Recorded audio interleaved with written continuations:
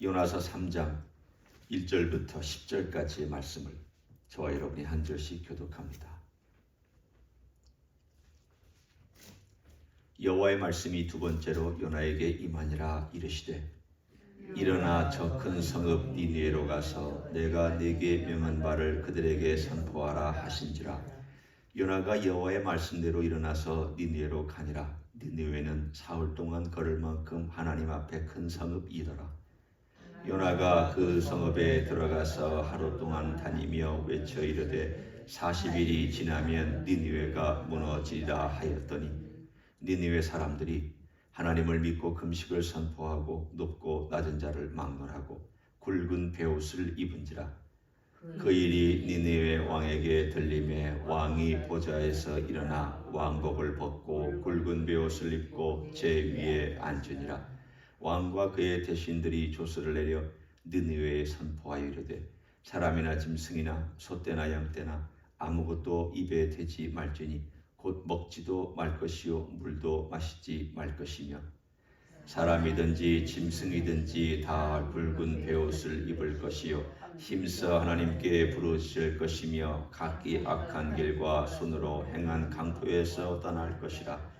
하나님이 뜻을 돌이키시고 그 진노를 그치사 우리가 멸망하지 않게 하시리라. 그렇지 않을 줄을 누가 알겠느냐 한지라.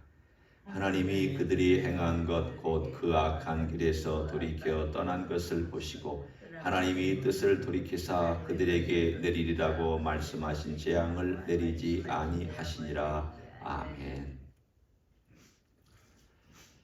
오늘 3장은 드디어 요나가 니느웨로 가는 그런 이야기와 거기서 무엇을 했는지에 대한 이야기가 나옵니다. 바다에서 니느웨까지는 500마일 정도의 거리가 떨어져 있습니다. 그러니까 여기서부터 샌프란시스코까지 걸어가는 겁니다. 그러니까 바다의 물고기가 해변에 토해냈죠. 거기서부터 그 긴 시간 동안을 걸어가면서 그는 수많은 생각을 했을 것입니다. 내가 반대로 도망가다가 하나님께 딱 걸려서 하나님이 물고기 뱃속에 집어넣고 거기서 내가 회개하고 이제 다시 또 니느웨로 가는구나. 마음으로는 한편으로 싫지만 내가 또 하나님의 명령에 순종해야 되니까 간다 하면서 긴 세기간 동안 얼마나 걸렸는지 우리는 모르죠. 500마일이면 여기서 샌프란시스코를 걸어간다고 그러면 좋게 한 열흘은 걸어가야 가까스로 도착할까 말까 할 것입니다. 그 길 걸어서 드디어 하나님 말씀대로 니느웨에 왔습니다. 니느웨는 요나가 전에도 보지도 듣지도 못한 정도의 큰 도시입니다. 그 당시에 아수르 제국은 물론 강성할 때도 있었고 조금 약해져서 힘이 줄어들 때도 있었지만 여전히 강한 나라였습니다. 미국이 어떨 때는 힘도 셀 때가 있고 약할 때가 있어도 미국이 강한 나라인 것처럼 아주 강한 나라였습니다.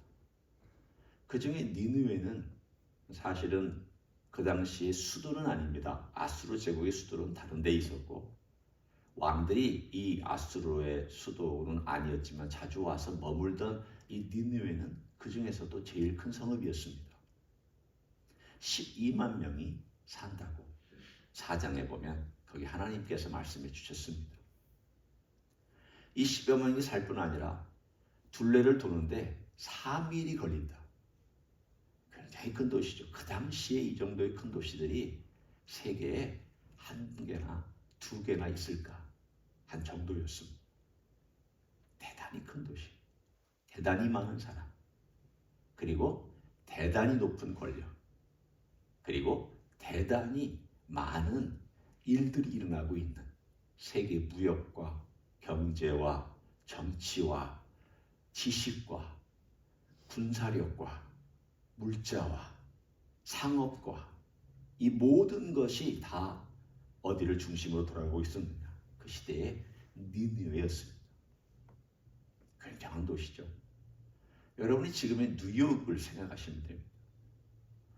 거기 와서 사흘 길을 돌아야 되니까 굉장히 큰 성읍인데 요나가 하루 아침에 시작해서 아마 해가 질 때까지 이 메시지를 전했습니다. 회개해라. 회개하지 않으면 하나님께서 이 멸망 가져온다. 이 도시를 멸망시키신다. 왜 하루밖에 안 했는지 우리는 모르죠. 하루만 했는데도 불구하고 이 사람들이 반응이 빨리 왔기 때문에 하루를 한 건지, 아니면 요나가 하루만 하고 싶어서 한 건지 성경은 말하지 않습니다. 뭐 두 가지 다일 수 있습니다. 딱 하루였습니다. 그런데 반응이 폭발적인 반응이 일어났습니다. 뭐 인기가 좋았다 그 말이 아니라 사람들이 그 메시지를 그대로 고지고대로 받아들였다는 뜻입니다. 사실은 잘 이해가 안 됩니다. 저도 성경을 보고 또 성경 외에 다른 어떤 자료들을 좀 살펴보고 또 우리가 알고 있는 그런 정보나 지식들을 동원해 봐도 그 시대에 이런 일이 일어날 수 있을까? 이성적으로 생각합니다. 일반적인 우리의 판단으로 생각합니다. 생각해 보십시오. 자, 여러분이 지금 1940년대, 30년대 살고 있는 조선 사람입니다. 그런데 이 조선 사람이 일본에 가서 얘기하라고, 너희들이 이렇게 살면 죽는다고 했더니 일본 사람들이 갑자기 도교가 뒤집어지고 회개해서 돌아오는 일이 생길 수 있습니까?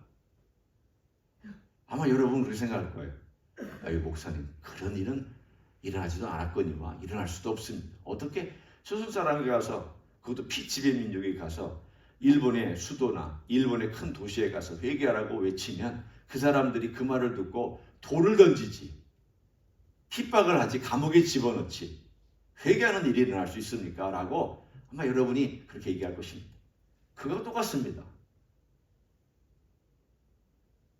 아주 작은 나라, 자기들의 지배를 받았고 잠시 자유를 누리고 있는 형편에 있는 놓여있는 나라지만, 그러나 언제든지 우리가 침략하면 또 지배할 수 있는 그런 작은 나라에서 온 한 작은 선지자가 우리 보고 회개하라고 외쳤다. 이건 정말 어떻게 생각하면 말이 안 됩니다. 그래서 사람들은 요나를 다 우화라고 생각합니다. 많은 성경학자들도 이거는 지어낸 이야기인데 이 이야기를 통해서 사람들에게 영적인 교훈을 주기 위해서 그렇게 지어낸 이야기다. 마치 만화 영화에 나오는 우화처럼, 만화 영화에 아이들이 보는 어떤 그런 그림 이야기처럼 그렇게 만들어낸 이야기라고 얘기하고, 그리스도인들 중에서도 이 요나 이야기를 잘 못 믿는 사람들도 있습니다. 그런데 우리가 간단하게 먼저 제가 이 말씀을 드리면 왜 믿어야 되느냐? 제일 중요한 것은 예수님께서 요나 이야기를 언급을 자주 하시기 때문입니다. 첫째는 자신의 죽음에 빗대어서 요나가 사흘 밤낮 뱃속에 있었던 것처럼 나도 무덤에 있어야 될 것이다 라고 복음서에서 얘기했고, 또 두 번째로 회개하지 않은 이 세대를 그 세대를 향하여서 주님께서 말씀하시기를 니느웨 백성이 일어나서 이 세대를 정죄하리라 라고 말씀하셨습니다. 회개한 니느웨 백성이 일어나서 이 세대를 정죄할 것이다. 그 말씀은 무슨 말씀입니까? 너희들이 왜 이렇게 요나보다 큰 내가 와 있는데도 불구하고 회개를 하느냐? 요나는 내가 보낸 사람인데, 내가 니느웨로 보냈는데 그 니느웨에 가서 이방 민족들이 한 메시지만 듣고, 그것도 심플한 메시지 듣고 하루 동안 그 메시지를 길거리에서 외쳤더니 니느웨 사람들이 회개했다. 그런데 요나보다 큰 내가 와서 너희들에게 메시지를 전해도 너희들은 회개할 줄을 모른다. 참 주님의 마음이 얼마나 답답하셨는지 그 세대를 향하여, 아마 지금도 이 세대를 향하여 주님께서 말씀하신다면 똑같이 말씀하실 것입니다. 회개 없는 세대에 관하여 우리 주님의 메시지는 니느웨 백성이 일어나서, 지금 이 요나가 활동한 요 때를 얘기합니다. 니느웨 백성이 일어나서 이 세대를 정죄할 것이다. 심판할 것이다. 어떻게 심판할 것이냐? 우리 진짜 회개했다. 예, 물론 그 다음 세대 가면 이게 무너지고 또 니느웨가 다시 범죄로 빠져들지만 적어도 그때 회개한 이 회개를 하나님은 받아주셨습니다. 어느 정도로 철저하게 회개했는지 오늘 본문에 특이한 일들 나오지 않습니까? 5절 보십시오. 니느웨 사람들이 하나님을 믿고 그 메시지를 받았다는 뜻입니다.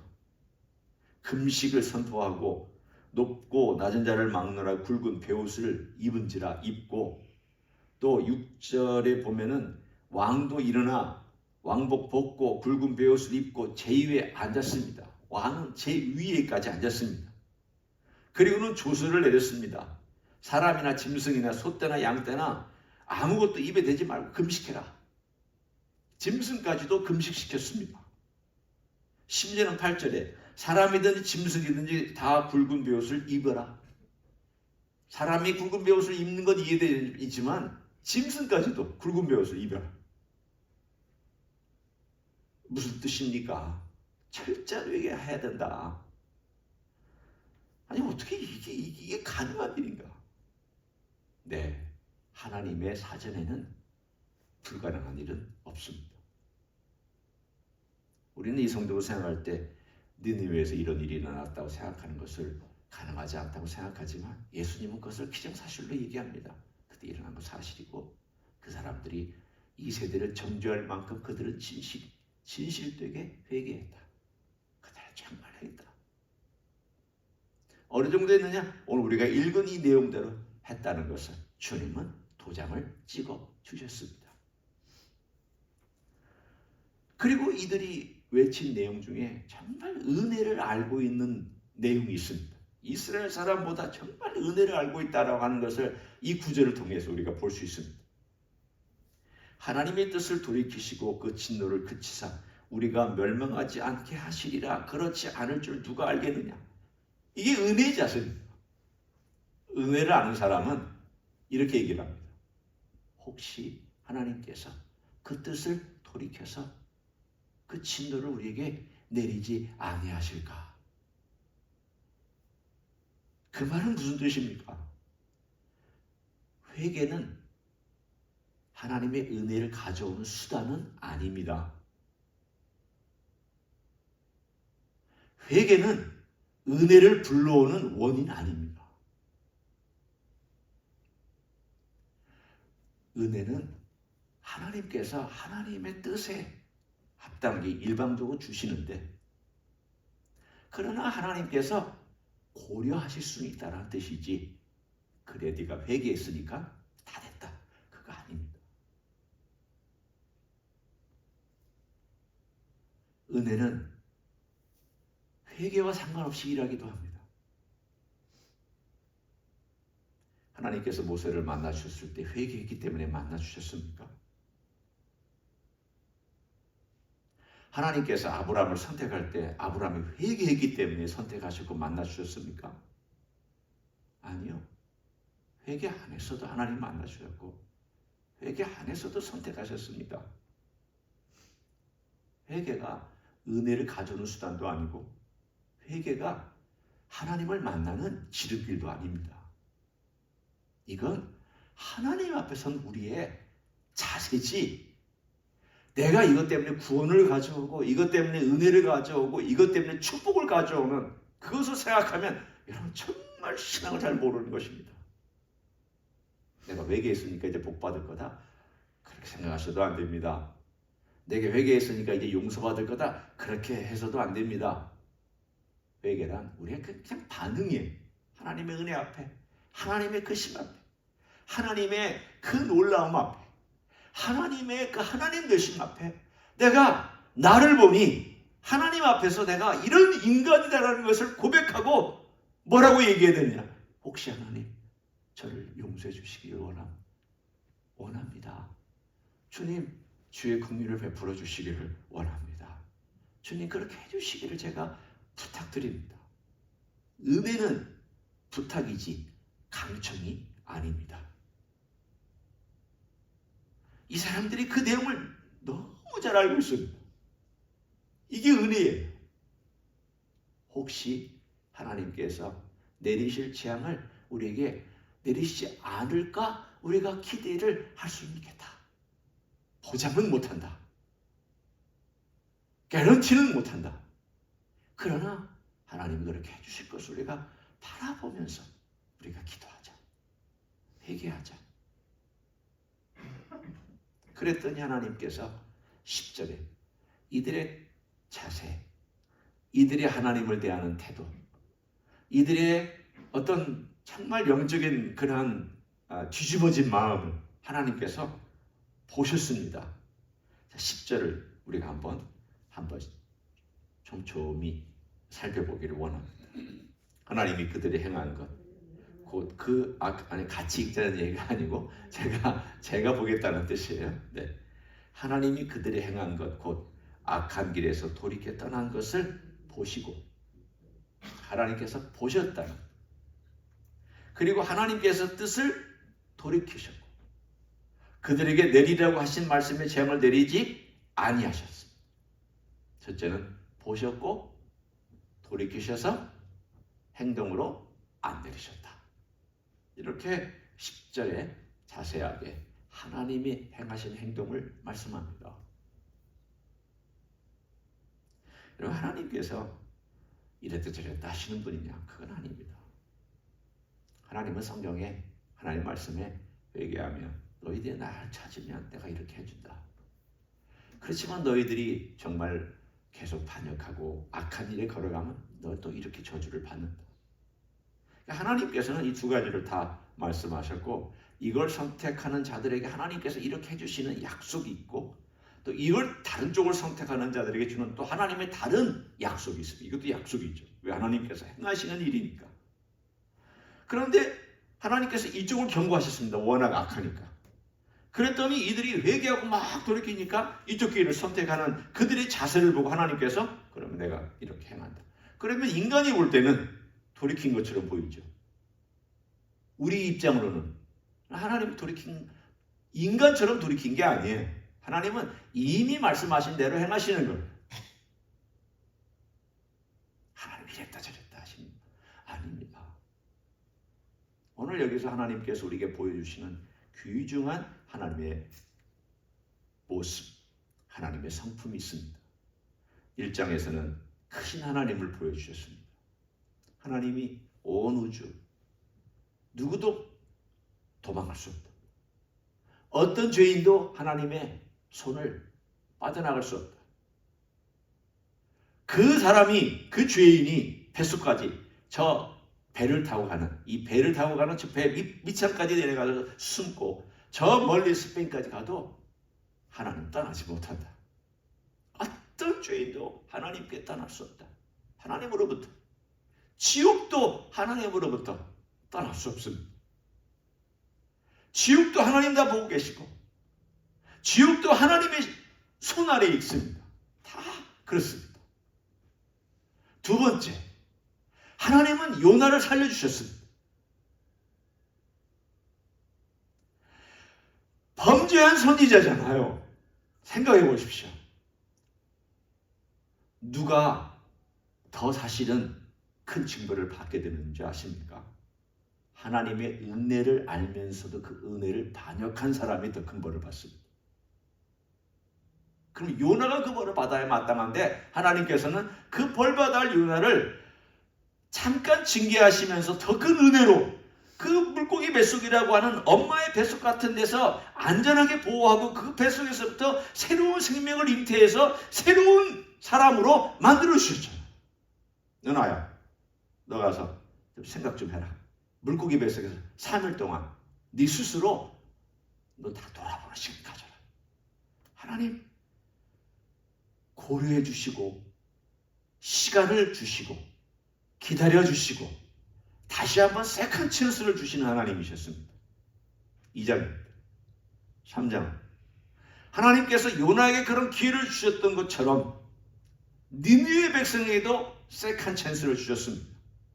세컨 찬스를 주신 게 뭡니까? 회개하라는 외침입니다. 회개해라. 회개해라. 하루 동안 그 일을 했습니다.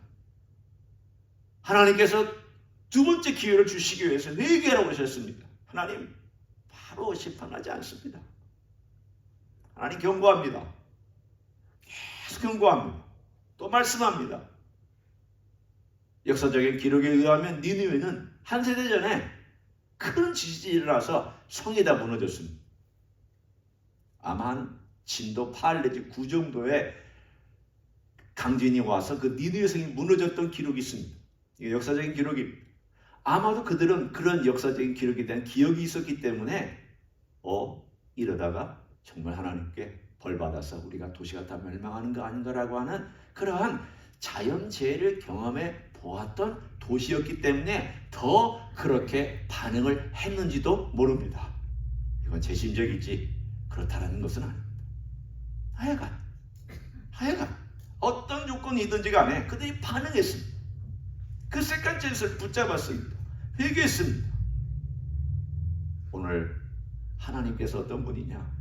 그런 기회에 회개한 사람들에게 긍휼과 자비를 베풀어 주시는 하나님께서 오늘 3장에 강하게 나타나 있습니다. 오늘 하나님께서 우리에게 뭘 말씀하실까요? 나에게 뭘 말씀하실까요? 네, 3장을 보면 하나님께서 나에게 이런 말씀을 만약 하고 계시다면 우리가 듣기를 원합니다. 내가 너의 행위를 안다. 내가 너가 요나처럼 혹시 살고 있지 않는지 한번 돌아봐라. 네가 요나라면 내가 너에게 말하고 너에게 들려줬고 내가 너에게 베풀었던 그 사랑에 대한 반응을 보이면서 너는 살고 있느냐? 부족합니다. 우리가 일부러 하나님으로부터 도망가지는 않을지는 몰라도 어떤 한편으로는 하나님의 그 사랑에 대해서 제대로 반응을 보이지 못하고 산다고 하는 삶을 산다면 우리는 우리 나름대로 동굴을 하나 만들어 놓고 내 나름의 내가 만들어 놓은 피난처를 만들어 놓고 하나님 없이 그 피난처에 늘 들락날락거리면서 살아온 그런 사람일 수 있습니다. 하나님께서 그런 요나에게나 그런 니느웨 백성 같은 나에게 말씀하시는 메시지는 동일합니다. 내가 너에게 말씀한다. 너에게 너 말한다. 내가 너에게 또 기회를 준다. 내가 너의 기회를 베풀어 주니까 네가 기회가 있을 때에 나를 좀 돌아봐라. 내 메시지에 좀 귀를 기울여봐라. 좀 마음으로 좀 그것을 받아들이고 한번 생각 좀 해봐라. 요나는 뱃속에서 생각했다. 이들은 왕좌에서 내려와서 제위에 앉아서 기도하면서 생각했다. 뭐가 악한지, 악한 게 뭘 버려야 되는지 그들도 회개하면서 생각했다. 너는 생각하고 있느냐? 너는 어떻느냐?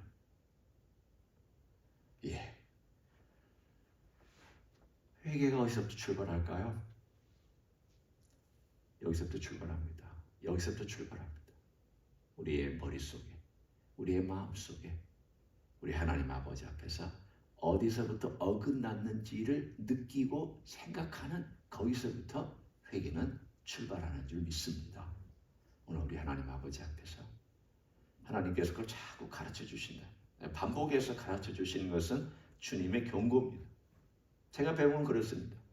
제가 식구도 제 아내의 관계 속에서 또는 어떤 성도들과의 관계 속에서 어떤 만남 속에서 계속 그런 문제가 발생하고 있고 그런 일들이 또 반복해서 일어나고 있다면 이건 하나님께서 주시는 메시지구나 그렇게 받아들이기로 작정을 하고 나니까 한편으로는 마음이 좀 편해졌습니다.